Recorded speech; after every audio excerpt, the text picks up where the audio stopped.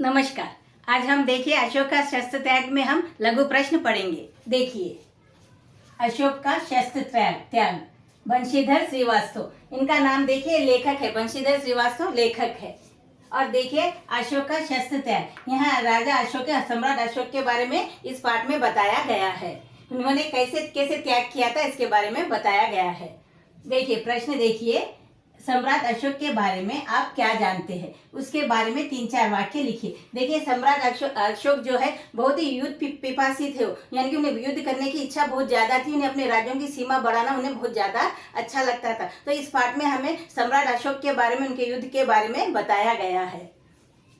देखिए सम्राट अशोक युद्ध पिपासी होने के कारण 4 साल से कलिंग से, देखिए यहाँ पर सम्राट अशोक युद्ध पिपासी का अर्थ है युद्ध की इच्छा रखने वाला, यानी कि उसे युद्ध करना बहुत अच्छा लगता था। वह लोगों को मारकर उनकी राज्य की सीमाएं वह बढ़ाना चाहता था, इसीलिए वह 4 साल से कलिंग राज्य पर युद्ध कर रहा था, आक्रमण कर रहा था और उसे किसी भी तरह उसे हराकर अपने राज्य में मिलाना चाहता था। देखिए कलिंग से युद्ध करते रहने पर भी, कलिंग यानी कि कलिंग राज्य से युद्ध करते रहने पर भी वे जीत नहीं पाते हैं। देखिए 4 साल तक उन पर आक्रमण किया, उनसे लड़ाई की, फिर भी वह उन्हें हरा नहीं पाए।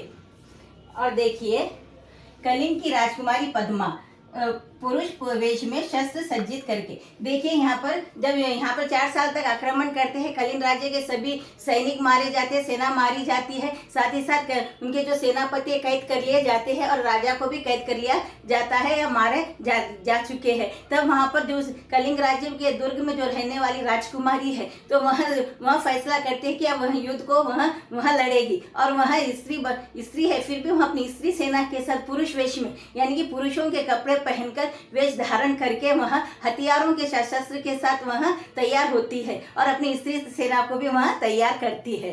देखिए यहाँ पर युद्ध करते रहने पर भी जीत नहीं पाते। कलिंग की राजकुमारी पद्मा पुरुष वेश में शस्त्र सज्जित करके, शस्त्र सज्जित करने का अर्थ है शस्त्रों के साथ शस्त्र तैयार करके विशाल स्त्री सेना के साथ अशोक सेना के सम्मुख आती है। देखिए जब वहाँ आती है, वह अपने विशाल स्त्री सेना तैयार करती है, सभी औरतों और लड़कियों को वहाँ युद्ध के लिए तैयार करती है और उसके साथ सज धज कर हथियारों के साथ, वह शस्त्र के साथ तैयार होकर दुर्ग के बाहर आती है।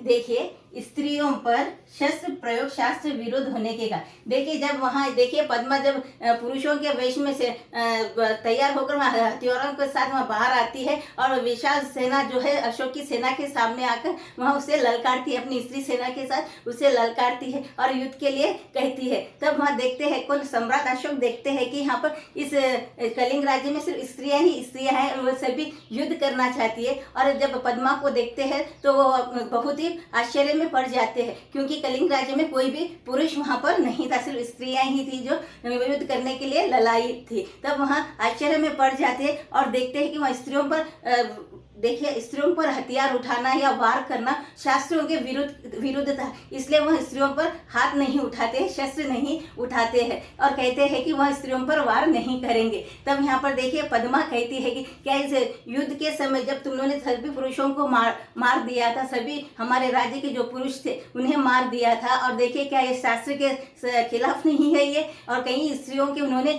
गोदी भी उन्होंने उजाड़ दी, कई माओं को देखिए उनके गोदियों को उजाड़ दिया था उसने, और कई स्त्रियों की मांग को भी उसने उजाड़ दिया था। तब ये बातें वहाँ बताती हुए कहते कि सारी बातें क्या शास्त्र सिखाता है क्या तुम्हें? तब वहाँ कहता है कि मैं कहीं कुछ भी हो जाए, मैं स्त्रियों पर वार नहीं करता या उन पर हथियार नहीं उठाता। और ऐसा कहकर वहाँ पर देखिए सम्राट अशोक अपने जो हथियार है वह जमीन पर नीचे रख देता है। तब वहाँ और कहता है कि चाहे तो उसकी जान ही क्यों न ले ले। तब यहाँ पर देखिए पद्मा जो है वहाँ ललकारती है और कहती है कि किसी भी तरह उससे युद्ध करने के लिए कहती है, मगर वहाँ सम्राट अशोक नहीं मानता है। तब वहाँ कहती है कि वहाँ भी किसी निहत्थे पर वार नहीं करेगी। निहत्थे का अर्थ है यहाँ पर जो जिनके पास कोई हथियार ना हो, क्योंकि यहाँ पर सम्राट अशोक ने अपने जो हथियार है वो जमीन पर रख दिए थे, उन्होंने शस्त्रों का त्याग कर दिया था, उनके जो शस्त्र थे जो हथियार थे उनका उन्होंने त्याग कर दिया था और जमीन पर उन्होंने छोड़ दिया था। और सम्राट अशोक उनके सभी जितने भी सेना के जितने भी पुरुष थे उन सभी से कहता है कि वो अपने शस्त्रों का त्याग कर दे, यानी शस्त्र यानी कि अपने हथियारों को नीचे छोड़ दे, वह किसी भी तरह से स्त्रियों पर उन पर वार न करे। और देखिए ये देखते ही फिर यहाँ पर पद्मा कहती है कि वह भी किसी निहत्थे व्यक्ति पर वार नहीं करेगी। ऐसा कहकर वह अपनी स्त्री सेना को लेकर वापस दुर्ग में चले जाती। दुर्ग का अर्थ है वह अपने किले में वापस चले जाती है। देखिए युद्ध के कारण अशोक विचलित होकर शस्त्र त्याग करते हैं, यानी कि वो अपने हथियारों को और अपने शस्त्रों का त्याग कर देते, यानी कि वहाँ नीचे रख देते हैं।